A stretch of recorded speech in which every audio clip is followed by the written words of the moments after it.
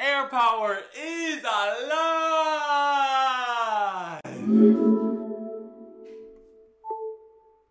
Today is officially the day you can now go to the Apple Store and pick up your Apple Watch Series 4 or iPhone XS or XS Max, or just have it delivered to your house. Because I don't understand why people are still waiting in line when you could just get it delivered to your house. I guess it's all for experience. But if you remember, just last Wednesday, Apple only talked about, at their September event, they only talked about the XS and of course, you know, the XR and the XS Max and the Apple Watch Series 4. No mention of new AirPods or new AirPower or even new iPads. Well, since that keynote, we've kind of gotten a few little leaks here and there, kind of few little hints on those three products. The AirPower, the brand new wireless charging AirPods, and of course, the brand new iPad, the iPad Pros. Let's talk about the second generation AirPods first, because the first generation AirPods were released all the way back in December of 2016. That's right, 2016. That's a while from now. I'm really looking forward to brand new AirPods. It's been 2 years. The technology has sure progressed. You can put in a fresh new processor, probably get some extra battery life out of there, put some other features. But one feature that might fall into the second generation AirPods that we've been talking about for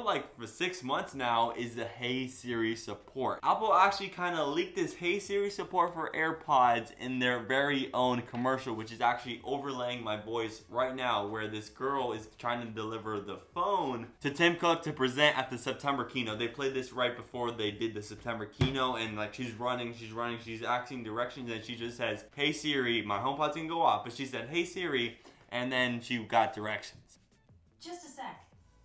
Whether the second generation AirPods have that hey whatever support or just any other features, we as Apple ecosystem fans want second generation AirPods. Because Apple AirPods are especially the best wireless headset for iOS and probably the best wireless headset for Android. And I'm not talking about sound quality, I'm just talking about functionality, because they are all over my high school, all over. The second product that we were expecting Apple to release at the September keynote was AirPower. And if you do not remember, AirPower is the wirelessly charging mat that you're going to have the capability of supporting 2 different iPhones, or just supporting one iPhone, an Apple Watch, and AirPods in that wirelessly charging case. Well, if you just received your XS or XS Max, first of all, congratulations. But second of all, if you unbox it and you take a look at the quick start guide, it actually mentions AirPower. What? Really? Mentioning AirPower and it's not even released yet? Well, in the quick start guide of the XS and XS Max, it literally says for charging, place iPhone with screen facing up on AirPower or any Qi certified wireless charger. This has to mean that AirPower is alive, because everyone wants it to be alive. I can't wait for this product. Just to easily charge my phone and my watch and my AirPods at the same time, it's just like a dream. The only place that AirPower is mentioned on the Apple.com website is for and under AirPods with the wirelessly charging case, which can kind of come in combination with that Hey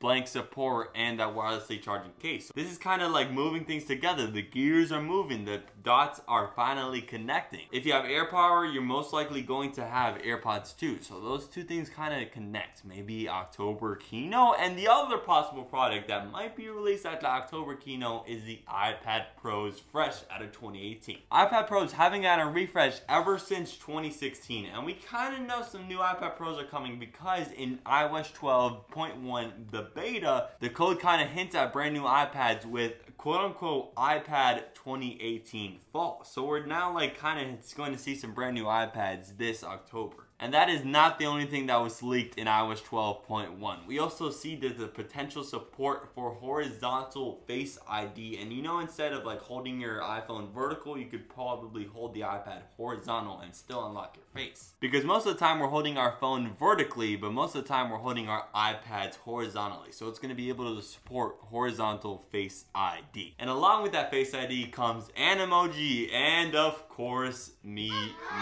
And now there's actually a little code feature in iOS 12.1 is that you're going to be able to save your Memoji to iCloud, so you can easily transfer it from your phone to the brand new iPad.